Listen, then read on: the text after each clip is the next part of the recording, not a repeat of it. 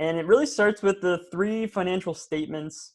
And this is just starting right at the beginning, 3 financial statements: income statement, balance sheet, cash flow statement. And it's really 3 different pictures of the business, and we can get into that. And then go into some ratios, and then how it all works together, which is really important because these 3 statements, they are different, but they all work together. And if you deeply understand them, you can understand how a change on one actually affects the other. And then go into a bunch of examples and modeling in terms of like how to actually value companies, and then sort of putting it all together. So that's a brief overview. But if anybody has any pointed questions, before getting into that, I thought it might be helpful to actually just go through like what an income statement actually is. So this is Apple's income statement. I'm pretty sure everybody knows Apple, but the income statement is basically revenue and expenses. So sales and how much it costs you to get sales, basically. One second, I want to make sure I'm not leaving anybody out of here. Oh, there we go. Okay. So income statement is sales and expenses, and we can just go through basically what each line item is. So here we see net sales. If anybody, I want to make sure I can blow that up. So you can just get this right off if you just type in into Google Apple Investor Relations, and you would be able to navigate right to this income statement. And so here we have the very top of the income statement, net sales, and this is made up of products and services. So in Apple's case, it would be iPhones, and then services are, products, iPhones, iPads, Macs, all the products, and then services is, Apple Care, iTunes, all the things that aren't actually like physical goods. So that's how much Apple has in sales. So in 3 months make up the quarter, they brought in nearly 60 billion in sales. So 46 billion of that was all of the hardware, and then 13 billion was the services. There we go. Thanks for muting, appreciate that. So that's the very top, sales, and then it actually costs Apple something to create those sales, right?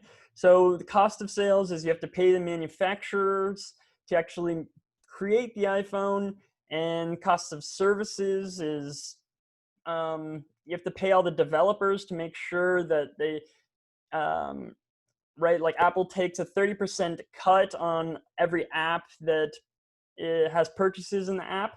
So that would be the cost of sales.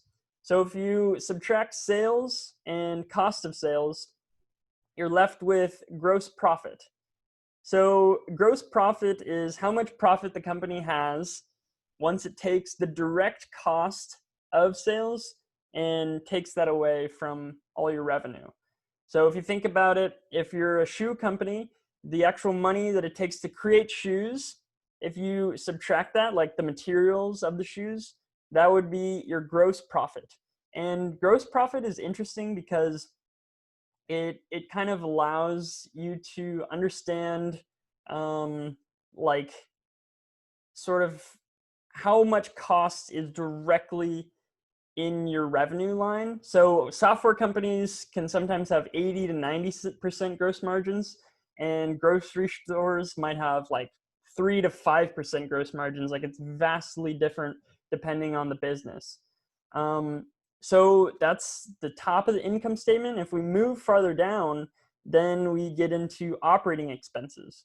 And so these are expenses that aren't necessarily directly associated with the creation of the product. So for instance, selling You have to pay your salespeople, general and administrative. You have to pay back office employees, and different functions, maybe payroll software, a bunch of other things, research and development. Maybe you have developers who are creating your website, your applications. So these are obviously associated with the product, but they're not like directly associated.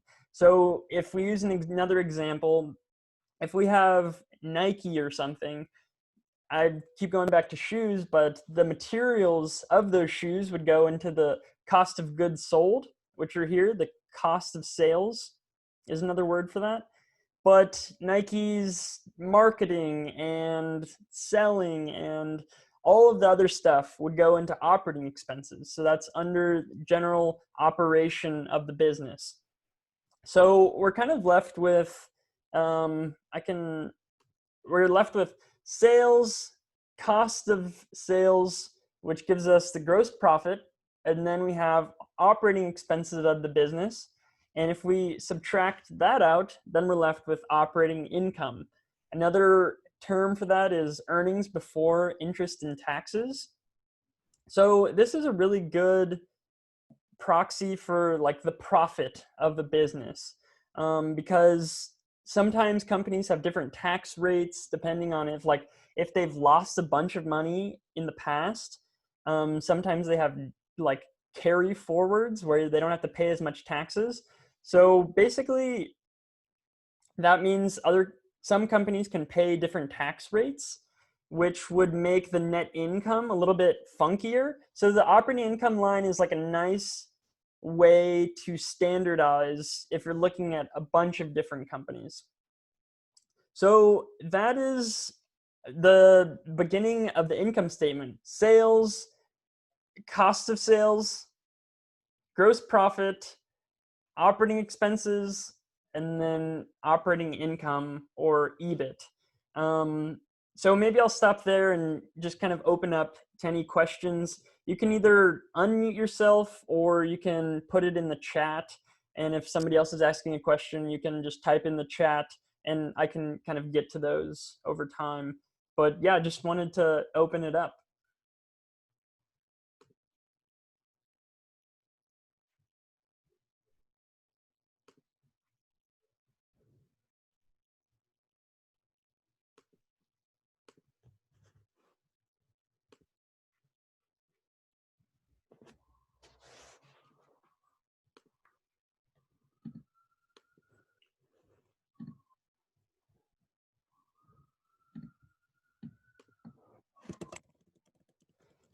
Cool, we got one question about amortization.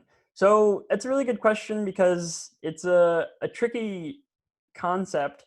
So amortization goes along with depreciation. So depreciation, here, I'll share my screen. Let's see here. So you wouldn't actually see amortization or depreciation right on the income statement. Like you won't see a line item that says that, but let me just to kind of explain what they are. So depreciation it's kind of complex, but basically there's two types of accounting. There's cash accounting and accrual accounting.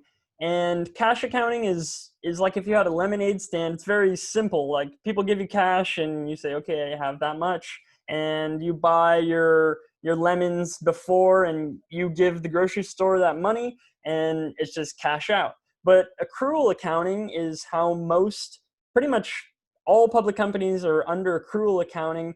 And it makes things a little bit trickier. So for example, if you buy a factory for $1 million,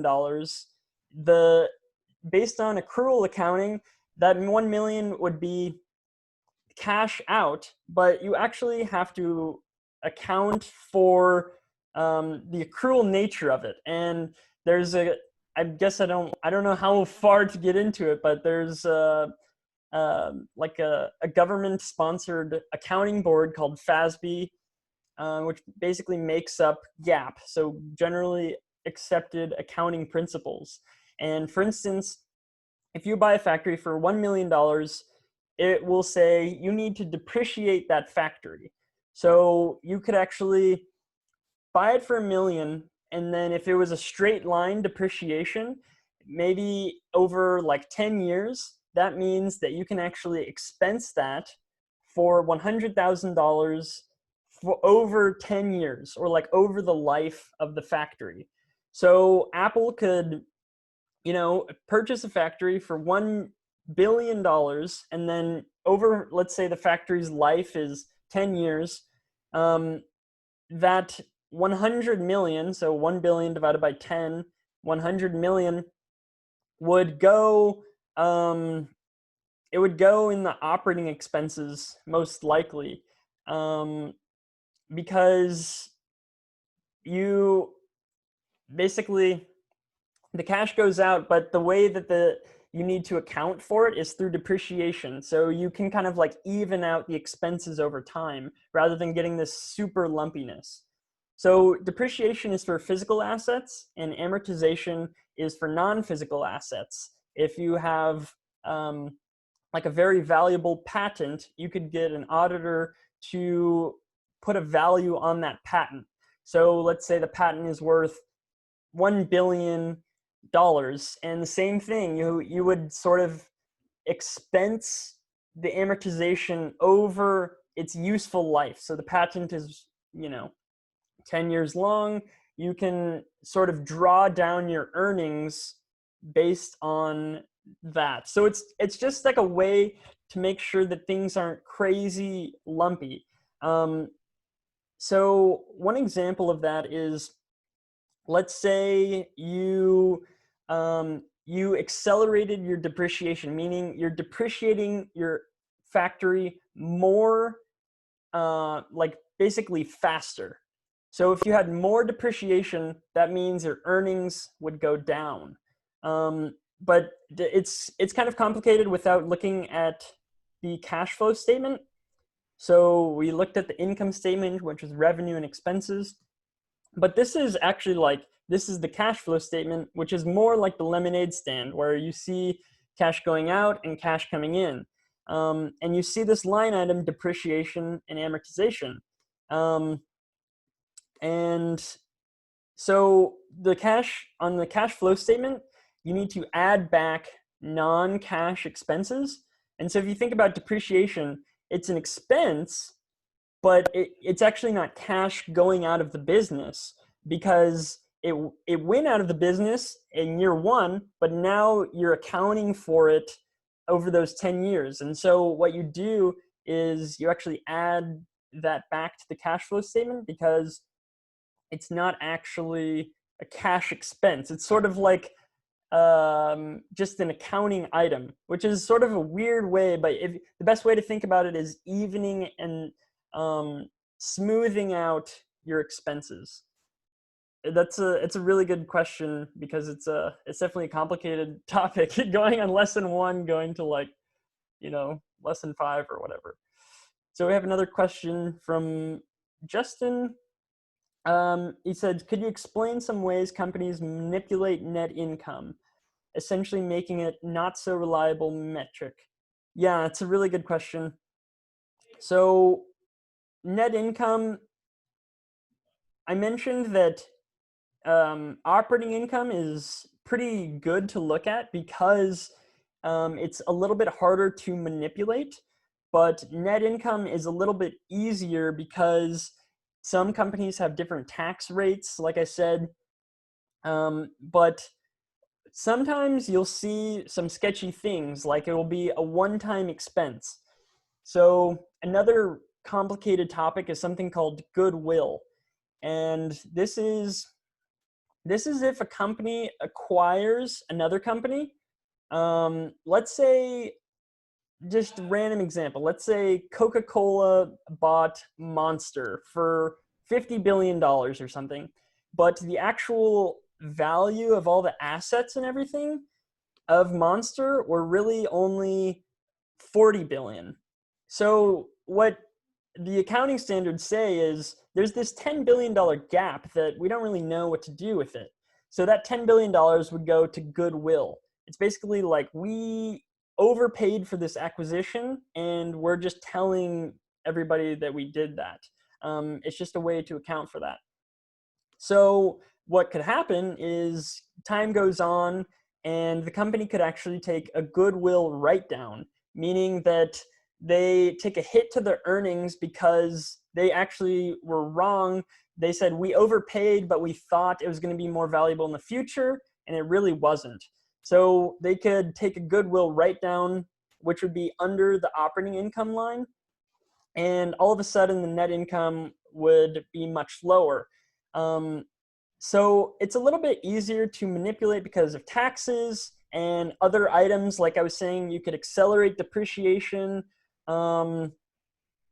There's just a few things that you can do where net income becomes a little bit less reliable. So I typically like to focus on operating income, and then also another metric which is called free cash flow. And how you calculate free cash flow is, this is going to be sort of like skipping ahead, but you take this line, cash generated by operating activities, and you subtract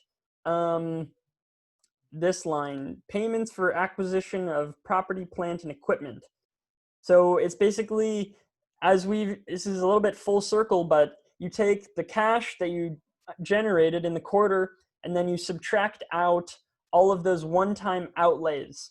So just like the lemonade stand, you buy something, that cash goes out, and it's the same way on the cash flow statement.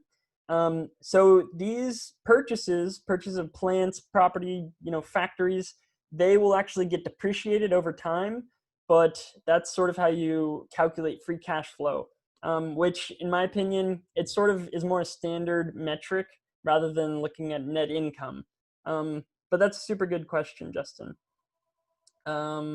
We had one other question here. Let's see. So we got another question. What's GAAP and non-GAAP earnings? How to see this in the statement? Yeah, another super good question. So I mentioned this GAAP, generally accepted accounting principles. This is the accounting standards that are implemented by FASB, the Federation of Accounting Standards Board, or something like that. So GAAP to non-GAAP. So what you'll see typically, if it's not specifically called out, this is going to be GAAP. So if it doesn't say anything, it's going to be GAAP earnings. It's just the way that it is. Only if it's specifically said, it'll be it'll say like non-GAAP operating income. So how you actually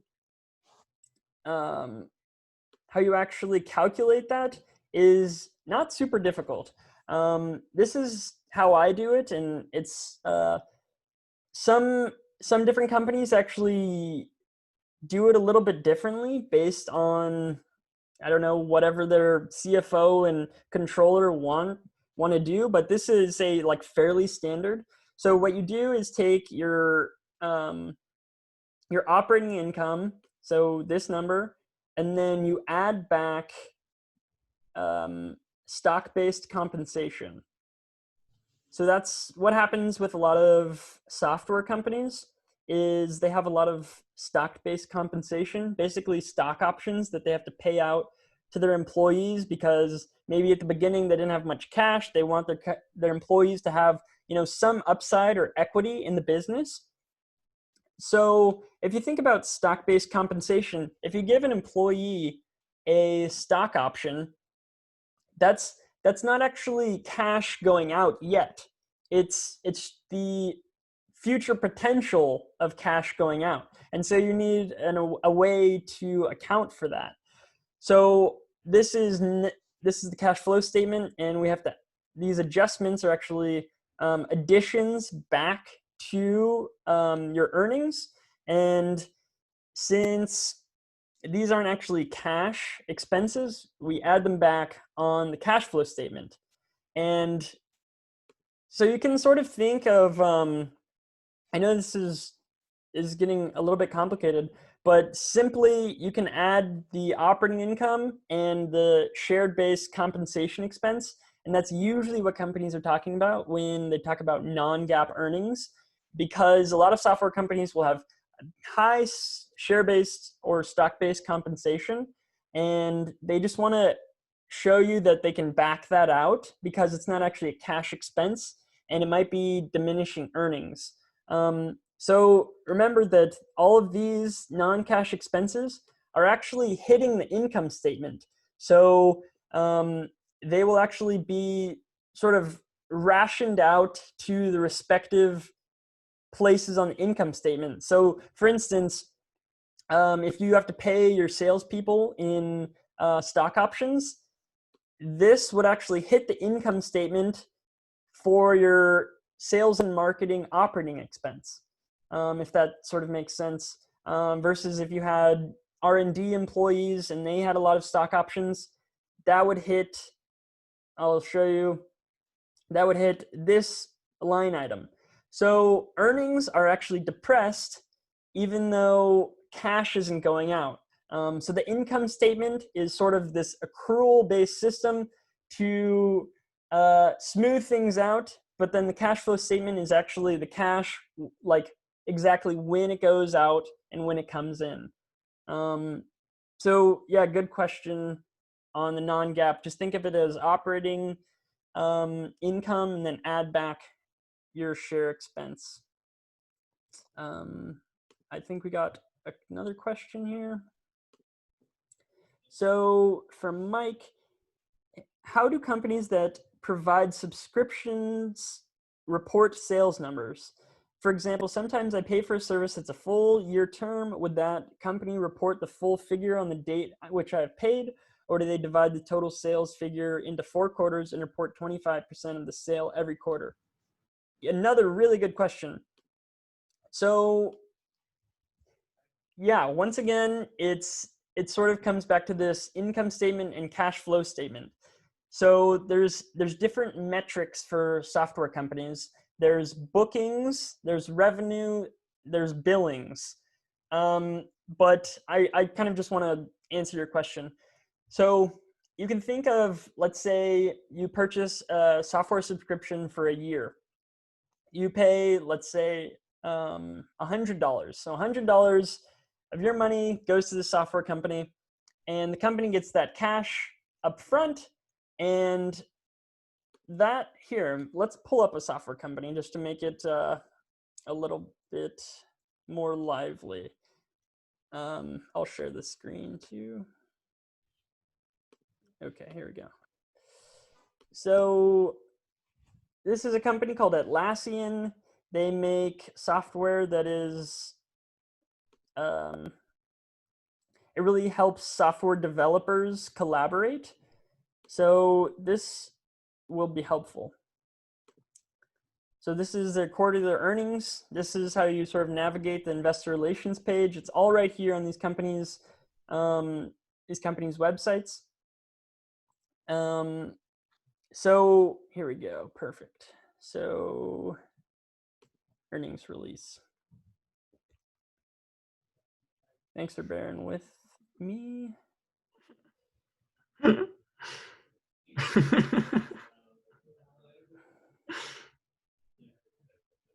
Okay.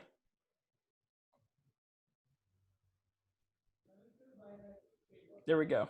So there's this line item called deferred revenue. So let's say you pay that $100, and that $100 would go right into the cash flow statement under deferred revenue. But then over time, it would actually recognize that revenue. So you had it exactly right. In your example, $100 goes out every quarter. 25% of that would be recognized as revenue. So that's in terms of revenue. It's a little bit different with billings, but that cash actually goes into deferred revenue right when you give it to the company, but then it's recognized over time.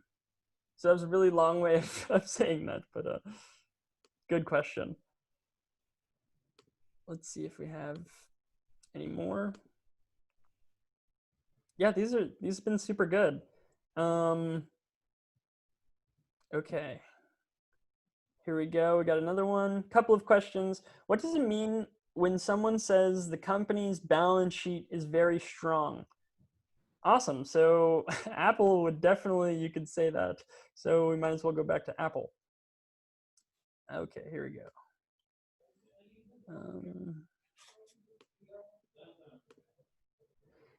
Yeah, I like this question because we haven't even talked about the balance sheet, so it's a good segue to bring it up.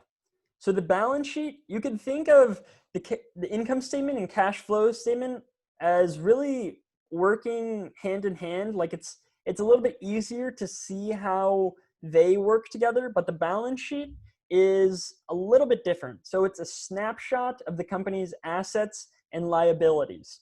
So it's a snapshot in time.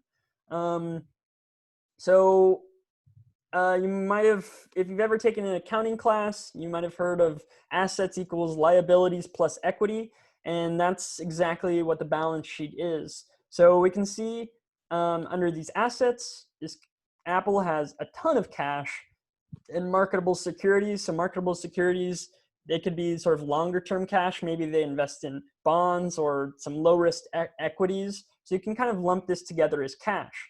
So the company has, $93 billion in cash, which Apple has a ton of cash, probably the most of any company, maybe not Microsoft. But when you say a balance sheet is really strong, it means it has a lot of cash and also not a lot of debt. So coming down here, we see the liabilities. Current means that it for liability, it means that you have to pay it within a year. Non-current means it's later than a year. So it could be debt that you have to pay back in 5 years, 10 years. So we see that Apple has quite a bit of long-term liabilities. So if you add these two together, that's like 145 billion of long-term debt and what was it, 93 billion of cash. So if this debt was like absolutely zero, if a company had $93 billion of cash and $0 of debt, that would be like an extremely strong balance sheet because you don't have any interest payments, you don't have any of that. It's just a lot of cash and low debt. That's what a strong balance sheet would be. I mean, Apple, it has some debt, but it has enough cash flow that it can cover its interest expenses. But that's what a strong balance sheet would mean. Second question is, I don't understand shareholders equity that well. Can you try to explain what that is in layman terms? Yeah, so this is a really good question because the question asker also talks about like if you see negative equity, what does that mean? So it's honestly it's not an easy concept. So I'll try to explain it. So exactly like we said, assets equals liabilities plus equity, and you can sort of think of it as because they have to balance out, right? The liabilities and the equity have to equal the amount of assets. So if you have, the way I think about equity is it's the amount of assets that you don't owe anybody on it, if that makes sense. So let's say you had a bunch of factories, a bunch of cash, and then you had a little bit of debt, and basically everything else would be equity. You would own those factories, that cash. No other creditors, no other, nothing like that would have any hold over those assets. So let's use Apple as the example. We have 245 billion total liabilities and $317 billion of assets. So if we subtract those two, we will get shareholders equity. So it's broken up into common stock and retained earnings. So this gets a little bit complicated, but retained earnings is basically how much earnings the company absorbs. Like they actually retain it, so they put it right back into the business. And they could also choose to issue a dividend, or they could buy back stock with it. So remember these balance. So this $72 billion is essentially how much the shareholders of the company, they have like a clean slate on it. They don't have any debt to pay. They don't have any payables to suppliers. It's basically like how much of the assets that they own outright. They don't have to worry about anything. Hopefully that is an okay way of looking at it. If you want to go more in depth, you can email me after, just ryan@investingcity.org. If anybody has questions or you don't think that I answered anything super well. So we got one more. They say Apple has a lot of cash, like 200 billion. Is it really true considering its liabilities, just as you told? Yeah, so I appreciate you bringing that up. So we only went over the current assets. This also are non-current assets. So this is like the cash that is tied up for more than 1 year. So remember, non-current is more than 1 year. Current is within a year or less. So non-current assets, these would be bonds that are longer than 1 year, maybe stocks that have a longer time horizon. So if we add these three together, we have 94-ish billion, as we were talking about, and then we add this 100 billion, and we have actually 194 billion of total cash. So you couldn't get access to this cash within a year, so it's a little bit more locked up, but you'll have a higher rate of return on that. So $194 billion of cash. That is very true. But what I like to do is take out any liabilities and get a net cash number. And so that would mean that you would take out this current debt, so these current liabilities, negative, you would take out 7.5 billion, and then you would take out this other term debt. So it's a little bit tricky with other non-current liabilities. It could be like it could be leases on their buildings. I just try to take out as many liabilities that I know the company has to pay back, just to be very conservative. So in this case, we could take out this 7.5 billion as well as add these two together. So it would be like 157 billion. So what you would do is take that 194 that we got from up here and subtract 157 billion. So Apple's net cash position would be something like 40 billion. So that's what I do. Apple has taken on a lot of debt in the past few years just because the cost of capital has been very low. Interest rates have been very low. So that's why they've been doing that, to try to juice their returns a little bit. But yeah, Harish, that's sort of like net cash is much different than sort of like the absolute amount of cash. It's a good question. So I don't see any questions right now, but I want to touch on the balance sheet a little bit. I don't want to take up too much more time, but just going through the balance sheet super briefly, so we can say that we went over income statement, balance sheet, and cash flow statement for this first one.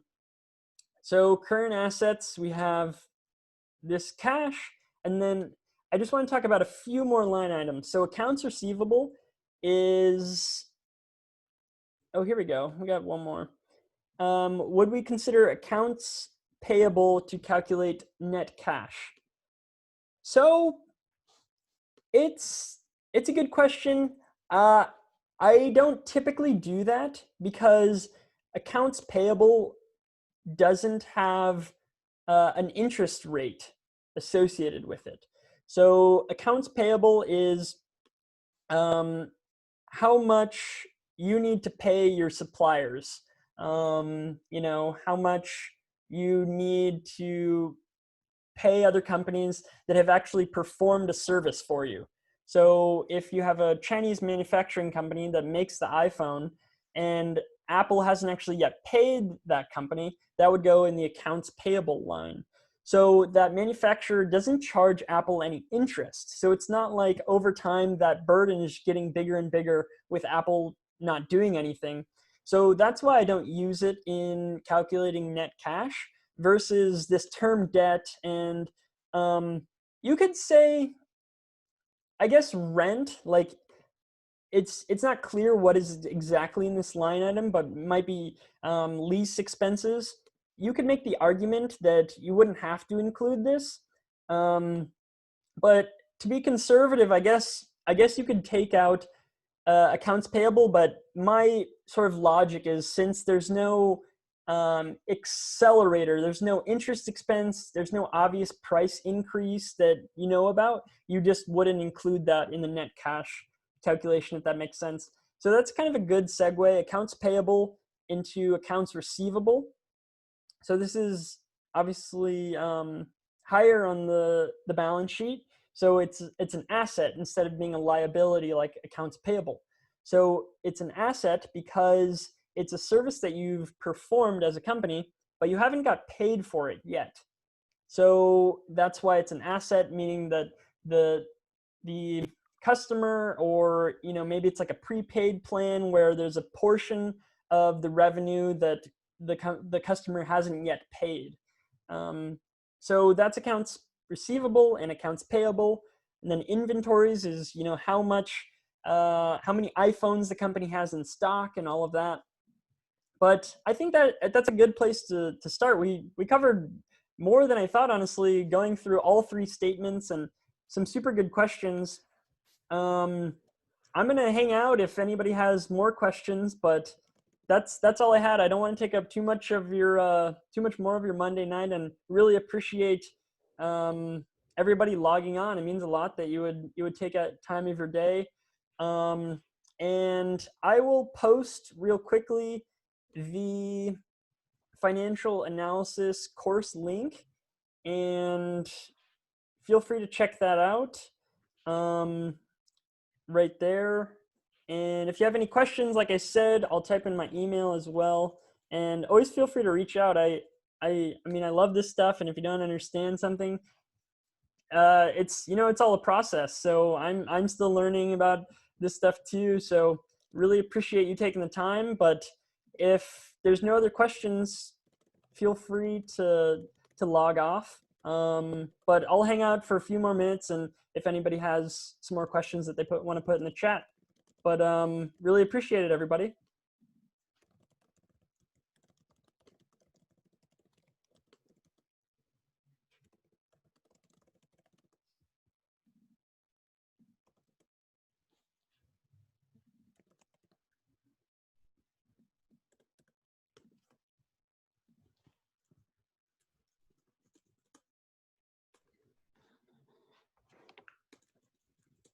Yeah, go ahead.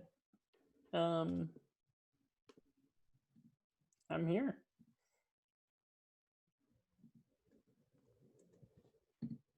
Okay, the money that the company gets from offering shares in equity. Yeah. So I didn't talk about so the question is, where does the money that the company gets from, offering their shares, as an IPO, or they do another equity offering, where does that go? So that would go here on the balance sheet. But before that, I want to go to the cash flow statement. So of the cash flow statement, there are three sections. So we have operating activities, investing activities, and financing activities. So operating activities are associated with operating the business, for lack of a better word.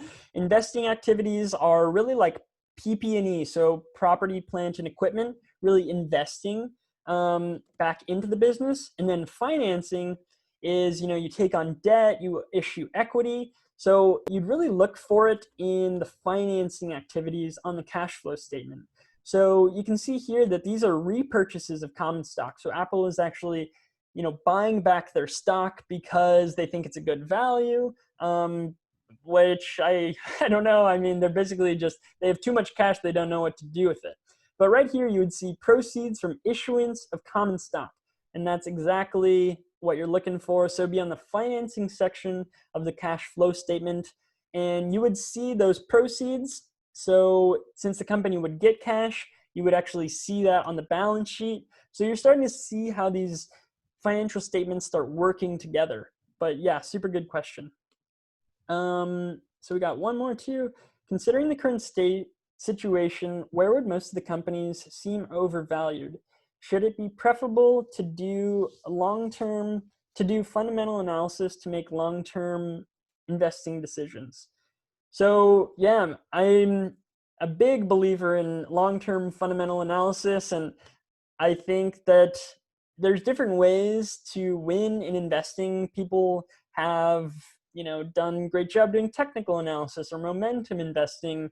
But I think long-term fundamental analysis, making sure that you understand companies, understand sort of the financial statements is definitely preferable. If you have a specific question on that, I'm not sure if I answered it, but I'm a big believer in that. Yeah, thanks for the questions. I mean, if anybody's got more, here we go. Can you please let me know how to find intrinsic value of a stock? Don't apologize for questions. I'm here, no worries. So intrinsic value. This might take a little bit, but it's a really complicated topic because intrinsic value, there's not an exact answer. It's sort of like value is in the eye of a beholder, but like historically, intrinsic value has been known to be like the present value of all of the cash that a company is going to produce in its life. So there's something called a discount rate, and there's so much. But you can sort of think of intrinsic value as if revenue and earnings and free cash flow are all marching upwards, that means the intrinsic value of the company is growing. So let's say you wanted to return 10% in the stock market, and over the lifetime of the business, the company would produce $1 billion of cash, which this is theoretical because you don't know how long the company is going to exist. You don't know how much it's going to grow. These are really just guesstimates. So let's say the company in its entirety, it produces $1 billion of cash. So what you would do is you would discount that back to the present, right? Because there's something called the time value of money. If you have $100 today, that's better than $100 tomorrow because you can use that money today and invest it in other uses. So discounting it is basically taking the future and discounting it back to the present and getting sort of a value of that company.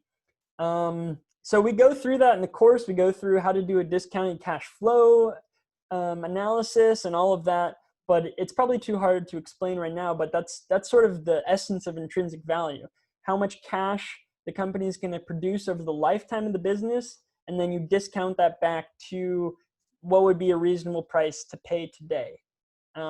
Yeah, really good question. So another one, what are your top ratios for fundamental analysis?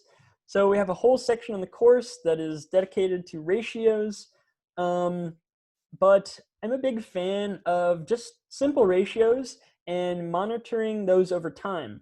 So this is, I'll screen share another section. So this is desktop. So this is financial database, which Dynasty members who paying members of the service, they have access to all of this with over like 200 companies. But okay, I'm just making sure that I'm sharing my screen. Okay, good. So this is Apple, and for the past 10 years, all of its quarterly revenue numbers, earnings numbers. So let's start with gross margin. So gross margin, oh, this isn't actually Apple yet. I have to click on it. So this is Apple. Okay, here we are. Sorry. Okay, gross margin. All of that is your gross profit divided by your revenue. So that tells you, like, maybe it's a proxy for pricing power. Like Apple has very high gross margins for a hardware company. And then your EBIT margin, and you can sort of see how this trends over time. Like for Apple, it used to be 31%, now it's 25%, so it's got a little bit less profitable, but still it's very profitable. So those are two very simple ones. You could just do operating income divided by revenue, and then gross margin is just gross profit divided by revenue. I'd say those are two great ones to start because you can sort of monitor the profitability of the business at different parts of the income statement. So you can see how fast are cost of goods sold growing, and then how fast are operating expenses growing. And that's a really good way to gauge how profitable, or is the company's profitability actually degrading. Yeah, I really appreciate these questions. Super thoughtful.